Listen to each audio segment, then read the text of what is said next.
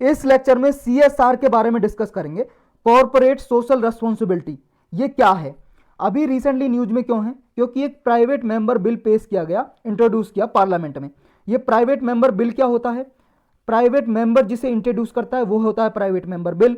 Private member क्या होता है, देखो जैसे बीजेपी पार्टी है अभी रूलिंग पार्टी, इसके कुछ मिनिस्टर हैं, मंत्री, उन मंत्री को छोड़ के, मिनिस्टर को छोड़ के जितने भी पार्लियामेंट में मेंबर हैं, चाहे लोकसभा में चाहे राज्यसभा में, वो सारे मेंबर चाहे बीजेपी पार्टी के क्यों ना हो, यानी कि रूलिंग पार्टी के क्यों ना हो, मेंबर मिनिस्टर को छोड़ के बाकी के, वो सब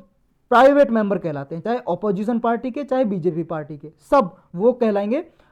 प्राइवेट मेंबर। और जो मिनिस्टर है वो पब्लिक मेंबर यानी कि गवर्नमेंट मेंबर। जो इंट्रोड्यूस करेंगे वो बिल मिनिस्टर, वो गवर्नमेंट बिल हो जाएगा या पब्लिक बिल। और जो प्राइवेट मेंबर करेंगे मिनिस्टर के अलावा कोई भी, चाहे बीजेपी पार्टी का यानी कि रूलिंग पार्टी का हो या ना हो,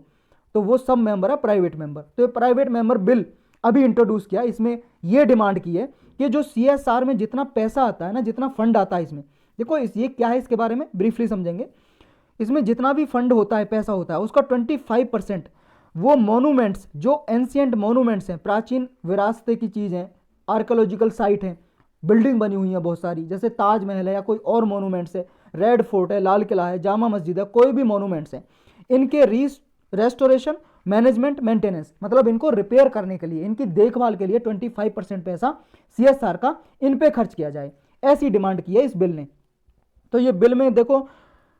इसने कंपनीज अमेंडमेंट बिल है 2019, इसको सपोर्ट किया है कुछ मेंबर ने, और कुछ ने इसका अपोज भी किया है, कुछ मेंबर ने अपोज भी किया है। लेकिन हमारे लिए जरूरी ये है कि ये जरूरत क्या थी, अभी जो प्राइवेट मेंबर बिल लेके आए हैं कि CSR का जो पैसा है, CSR का पैसा मोनूमेंट्स, जो ये विरासत की चीज़ है, धरोहर है हमारी, मोनूमेंट्स है, इनको सेव करने के लिए इसका पैसा 25% जो मनी है इन पे खर्च की जाए। क्यों है इसकी ज़रूरत, क्योंकि देखो आर्कोलॉजिकल सर्वे ऑफ इंडिया है जो, ये 1860s के लगभग बनी थी। एलेक्जेंडर कमिंगम,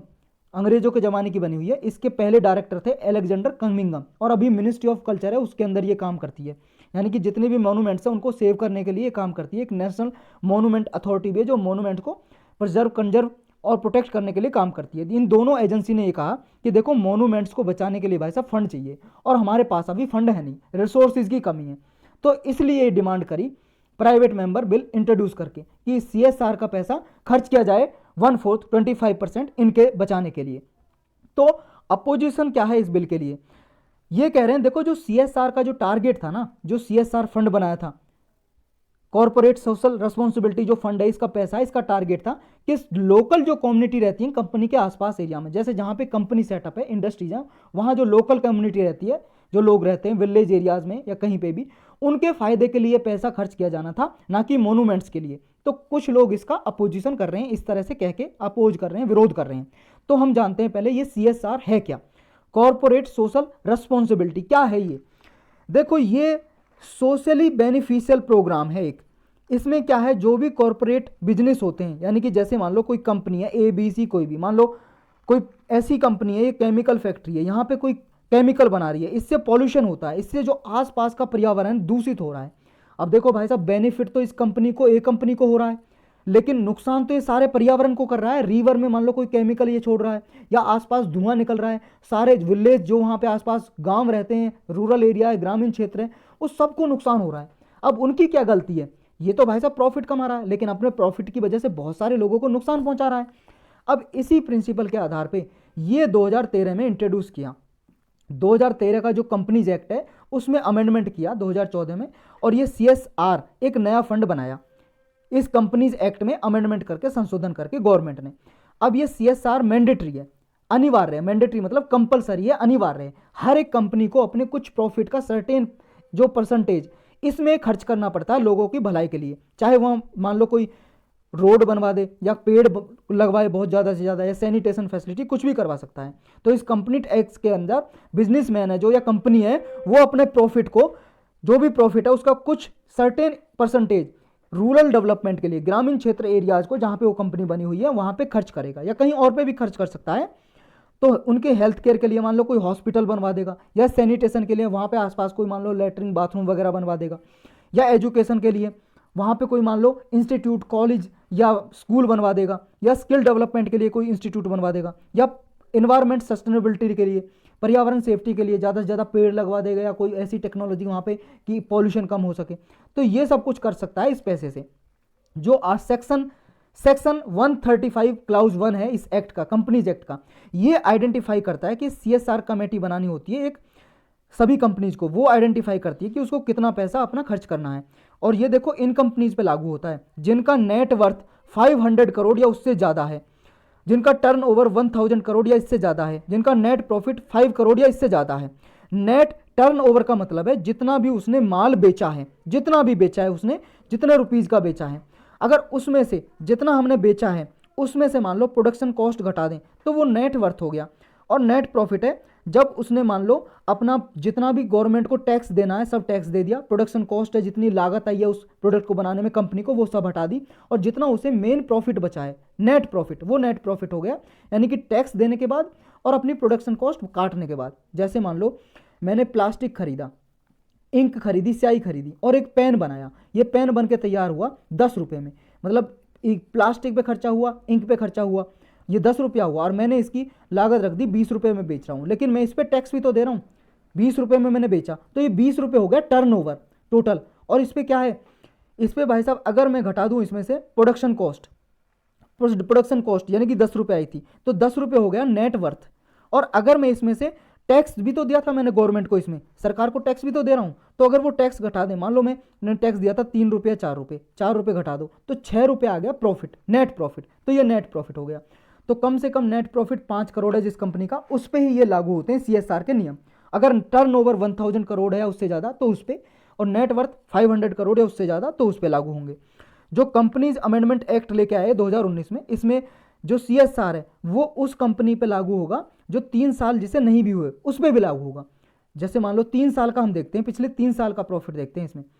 पिछले 3 साल के प्रॉफिट का एवरेज, या 3 साल नहीं हुए तो उसे पहले साल में, जैसे मान लो अभी CSR 2021 में खर्च करना हो उसे, तो देखेंगे 2020 में कितना प्रॉफिट हुआ उस पर देखेंगे फिर। तो इसमें अमाउंट जो स्पेंड किया जाता है पिछले 3 साल का एवरेज देखेंगे। जैसे पिछले 3 साल में मान लो 2020, 2019 और 2018, इनमें कितना उसे प्रॉफिट हुआ, नेट वर्थ हुआ, या कितना उसे टर्नओवर हुआ, एक चीज़ कोई सी भी देख लेंगे, उसका देखो एवरेज, इसमें देखेंगे एवरेज नेट प्रॉफिट का, एवरेज नेट प्रॉफिट का देखेंगे अभी हम। एवरेज जो नेट प्रॉफिट हुआ है पिछले 3 साल में, मान लो 2020 में उसे प्रॉफिट हुआ 5 करोड़ का, 2019 में 6 करोड़ का हुआ, इसमें हुआ मान लो हुआ आपका 4, मतलब 4 नहीं, इसमें हो जाएगा 7 करोड़ का, मान लो 2018 में 7 करोड़ का हुआ था। तो ये जैसे इतना प्रॉफिट हुआ, अभी तीनों का प्रॉफिट टोटल कितना हो गया, टोटल हो गया 6, 5, 11, 7, 18 करोड़ हो गया। अब इसका एवरेज कैसे निकालेंगे, क्योंकि 3 साल का है, 3 से डिवाइड कर देंगे, 6 करोड़ आ गया टोटल। अब 6 करोड़ का हम 2% लेंगे, यानी कि एवरेज का 2%, एवरेज का एटलीस्ट कम से कम 2% ये कंपनी खर्च करेगी सैनिटेशन में, एजुकेशन बनाने में, या कोई हॉस्पिटल हेल्थ केयर सर्विस के लिए खर्च करेगी अपना, कम से कम 2%। अगर वो चाहे कंपनी तो ज़्यादा भी कर सकती है, उसकी मर्जी है भाई साहब, लेकिन कम से कम 2% तो ये तो कंपलसरी है, अनिवार्य है, मैंडेटरी है, इतना तो खर्च करेगी। और जिस कंपनी को मान लो 3 साल पूरे नहीं हुए और उसका प्रॉफिट 5 करोड़ से ज़्यादा है, तो भाई साहब फिर उसका पिछले साल का, जैसे 2021 में खर्च करेगी वो, 2020 में उसे कितना प्रॉफिट हुआ है 5 करोड़ या उससे ज़्यादा, तो उसका 2% खर्च करेगी वो। तो ये जो अनस्पेंट अमाउंट है, मान लो किसी कंपनी ने नहीं किया 2% खर्च, तो उसका ट्रीटमेंट, उसका उपाय क्या है। जैसे मान लो कोई अनयूटिलाइज रह गया तो उसको क्या है, फिर एक स्पेशल अकाउंट में रख दिया जाता है, फिर उसे उस फाइनेंशियल ईयर में 30 दिन के अंदर अंदर एक स्पेशल अकाउंट में रख दिया जाएगा,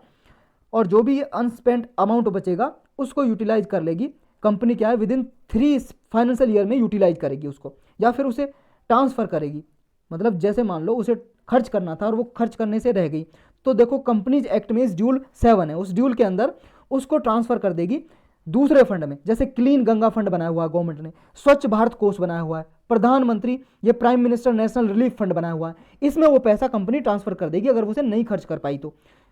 नेक्स्ट इसमें यह है कि अगर मान लो वो अनस्पेंट रह गया अमाउंट, नहीं खर्च किया कंपनी ने, तो फिर क्या करेगी, शेड्यूल जो 7 है कंपनी एक्ट का, उसके अंदर 6 महीने के अंदर अंदर उसे फाइनेंशियल ईयर जब एंड होगा, फाइनेंशियल ईयर होता है देखो, जो नॉर्मल ईयर है वो तो 1 जनवरी से लेके 31 दिसंबर तक खत्म हो जाता है। फाइनेंशियल ईयर होता है हमारे इंडिया का 1 अप्रैल से लेके 31 मार्च तक। तो इस फाइनेंशियल ईयर में 1 अप्रैल से 31 मार्च तक उसे विदिन 6 मंथ्स, उस फाइनेंशियल ईयर के खत्म होने के विदिन 6 मंथ, जब वो एंड हो जाएगा उसके 6 महीने के अंदर अंदर उसे खर्च कर सकती है जो साल चल रहा है। तो सोशल रेस्पॉन्सिबिलिटी एक तरह से 2 रीजन के लिए इंपॉर्टेंट है। पहला रीजन क्या है, एक तो देखो अगर उसे हेल्थी बिजनेस करना है तो भाई साहब हेल्थी सोसाइटी तो चाहिए। अगर उसकी वजह से, किसी कंपनी की वजह से पॉल्यूशन हो रहा है, नुकसान हो रहा है लोगों को, तो उनकी हेल्थ के लिए उसी का तो रिस्पॉन्सिबिलिटी है। तो हेल्थी सोसाइटी जब रहेगी तो वो हेल्थी बिजनेस कर सकेगा, यानी कि जो गुड सर्विस प्रोड्यूस कर सकेगा ज़्यादा से ज़्यादा। यानी कि अगर वो सक्सेस चाहता है तो उसे सोसाइटी के साथ कोऑपरेट करना ही पड़ेगा, वरना भाई साहब वो कैंपेन कर देंगे, अभियान चला देंगे, मूवमेंट चला देंगे, आंदोलन करेंगे, प्रोटेस्ट करेंगे, विरोध करेंगे, उस कंपनी को हटवा देंगे वहाँ से, तो कंपनी चला नहीं पाएगा। तो सोसाइटी के लिए उसे सोचना ही पड़ेगा। तो ये 2 रीजन है इसके, ये नोट करके आपको रखना है। जो इसकी रिकमेंडेशन दी थी, सिफारिश दी थी कि CSR फंड सेटअप किया जाए, वो एक कमेटी बैठी थी, इंजति श्रीनिवास कमेटी। ये इस कमेटी के हेड थे, इन्हीं के नाम पे इस कमेटी का नाम रख दिया, इंजति श्रीनिवासन। ये कॉर्पोरेट अफेयर मिनिस्ट्री है उसमें सेक्रेटरी थे, इसने चेयर किया था। इनकी अध्यक्षता में एक कमेटी ने रिकमेंडेशन दी कि ये कमेटी ने रिकमेंडेशन ये दी कि CSR बनाया जाए। ये मिनिस्ट्री ऑफ कॉर्पोरेट अफेयर को ये रिकमेंडेशन दी थी, सिफारिश दी थी। तो यही था इसमें